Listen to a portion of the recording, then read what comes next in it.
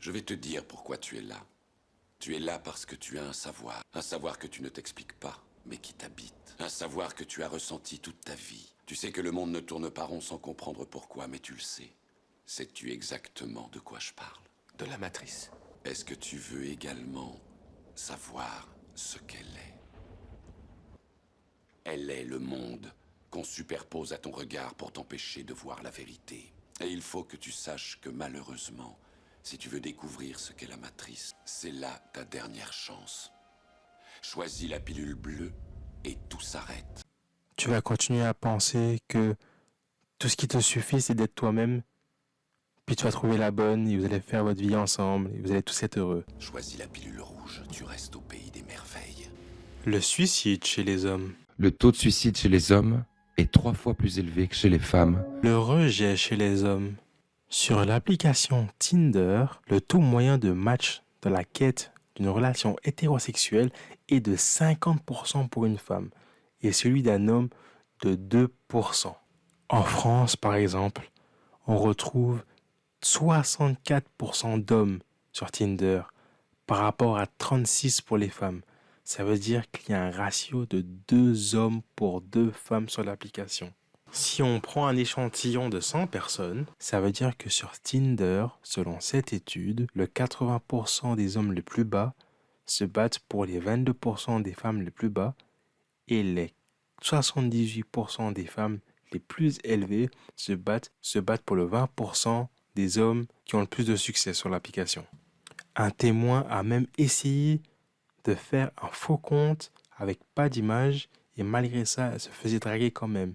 Ce qui prouve que les gars sont prêts à avoir n'importe qui. Il y a de plus en plus de solitude chez les hommes. Selon cette étude réalisée en Angleterre, 1 homme sur 5 admet ne pas avoir d'amis proches et 1 sur 3 admettent qu'ils n'ont même pas de meilleurs amis. Alors que pour les femmes, les statistiques sont beaucoup plus basses. On parle de 12 et 24%. Le divorce chez les hommes. En France, 75% des demandes sont initiées par des femmes. Chiffre encore plus parlant, 45% des mariages se finissent en divorce dans l'Hexagone. La recherche menée par des chercheurs de l'Université de la Colombie-Britannique tend à montrer que la rupture amoureuse pourrait être un facteur de risque de suicide chez l'homme. Anxiété, dépression et suicide sont tous des troubles mentaux qui pourraient frapper un homme au terme d'une relation amoureuse. L'adultère. En Loire, un homme tue sa femme et l'amant de cette dernière, puis se suicide. Un homme a tué sa compagne et l'amant de cette dernière dans la nuit de mardi à mercredi à Chalin-du-Zor avant de se suicider.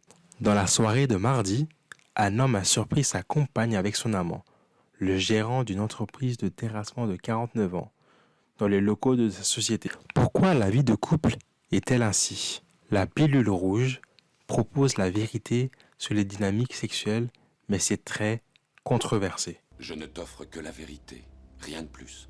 À travers cette vidéo, mon objectif n'est pas de te montrer en quoi la pilule rouge c'est bien ou c'est mal.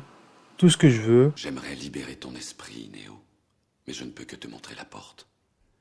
C'est à toi qu'il appartient de la franchir. la première vérité inconfortable pour l'homme à apprendre, c'est l'hypergamie. Ce qu'est l'hypergamie. Eh bien, c'est le fait de s'associer à quelqu'un d'une classe sociale au-dessus de la sienne. Et bien comprendre que dans notre inconscient collectif, dans notre imaginaire, la virilité, elle est bien sûr au travers de la pratique de la sexualité, mais c'est les muscles, c'est la force, c'est le pouvoir de l'argent et le pouvoir social. Et donc tout ça participe bien sûr d'un organe de séduction pour les femmes. Chez les hommes. Et effectivement, quelqu'un qui pourra me protéger, parce que tout à l'heure je parlais de muscles. Oui, parce qu'il y a une notion peut-être de se mettre à l'abri, de se mettre en sécurité aussi, au-delà du fait que ça peut exciter ou je ne sais quoi. Bien sûr, c'est ça, c'est pouvoir construire. Là, on parle en plus de construire des couples. Pour conclure, qu'à cause de la hypergamie, les femmes cherchent un bon père et un homme qui a les meilleurs gènes qu'on retrouve chez 2 types d'hommes, les alphas et les bêtas. Comment peut-on décrire le mâle alpha? C'est le gars qui fait du sport, musclé, charismatique, qui attire beaucoup l'attention des femmes, qui s'habille bien, qui a de l'argent, qui a du statut. En comparaison, on a le mâle bêta, qui lui tombe souvent dans la friend zone et n'a pas beaucoup l'attention des femmes. Donc dès qu'il en rencontre une, il est complètement obsédé par celle-ci. Souvent vu comme le nice guy, drague avec ses ressources, genre son argent. Moins attirant que le alpha.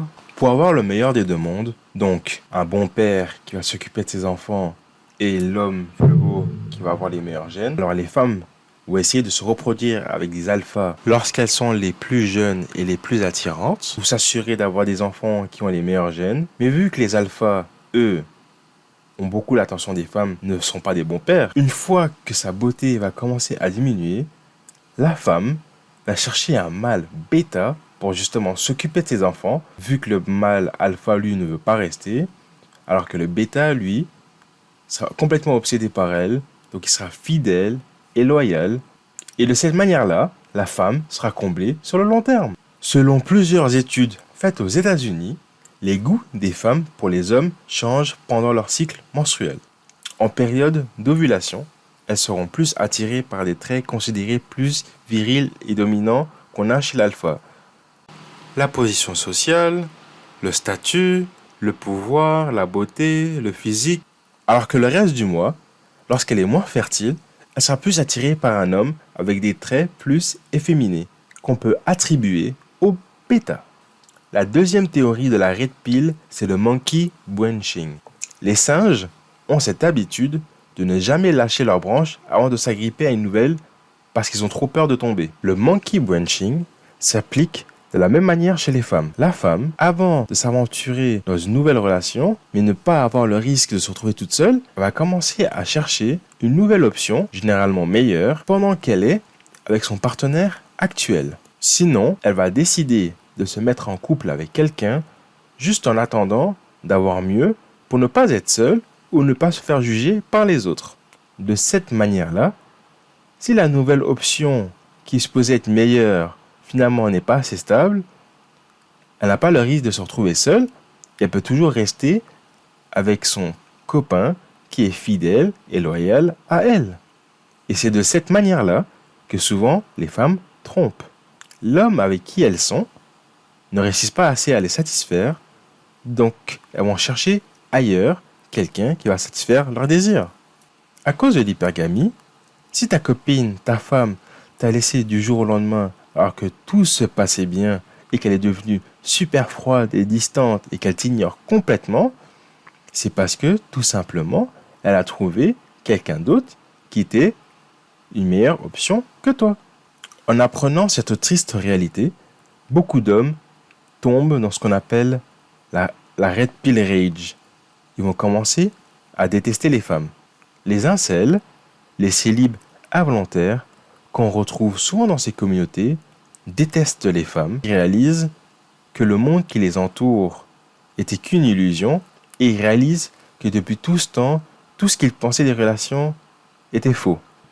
Parce que pour eux, les femmes ont trop de pouvoir et c'est injuste. Et dans ces communautés, ces hommes détestent tellement les femmes qu'ils les insultent et qu'ils se disent ne jamais se mettre en couple et qu'ils ne veulent jamais de relation avec les femmes pour cette raison. C'est pour ça que la red pill a cette réputation d'être une communauté misogyne, sexiste. J'espère que maintenant que tu as appris tout ça, tu réalises que détester les femmes t'amènera à rien. Par contre, ce qui pourrait t'aider, c'est d'augmenter ton SMV.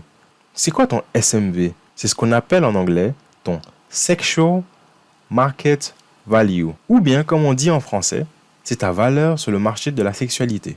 Le SMV d'une femme, c'est surtout sa santé et sa beauté. Une femme naît avec sa valeur, alors que l'homme doit gagner sa valeur au fil du temps. Le SMV d'un homme se définit à travers 4 catégories. D'abord, on a l'apparence, l'argent, son statut, sa tchatch. Ce graphique nous montre l'SMV en fonction de l'âge pour l'homme et la femme. On peut voir que le pic pour la femme, c'est autour de 20 à 25 ans. C'est généralement lorsqu'elle est la plus belle physiquement. Et c'est par la suite que son SMV va commencer à descendre puisqu'elle va commencer à être moins belle et attirante. Et c'est par la suite qu'elle va essayer de se caser. Selon l'INSEE, une étude a été faite qui montre que c'est aux alentours de 30 ans que la femme cherche à se caser.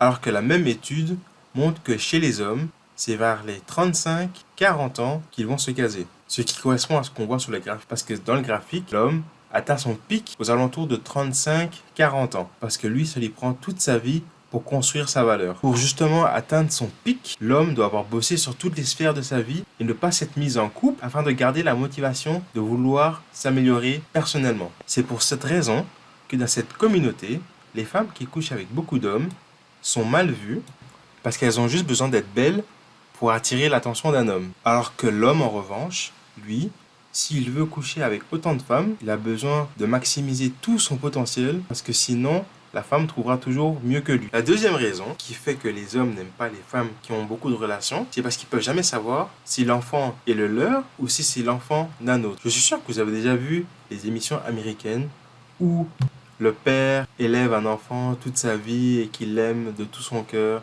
puis il apprend au final, après tant d'années, que l'enfant qu'il élevait comme le sien n'était depuis tout ce temps pas le sien. C'est vraiment triste à voir. C'est pour ça que les hommes, dans la fin trentaine, quarantaine, qui sont top de leur SMV, vont essayer à tout prix d'être avec des jeunes dans la début vingtaine, de 20 à 25 ans, comme par exemple Leonardo DiCaprio, pour s'assurer qu'elles soient au sommet de leur valeur et qu'en même temps, elle n'ait pas couché avec trop d'hommes. Parce que si elle a couché avec trop d'hommes, elle sera toujours amenée à aller chercher d'autres hommes.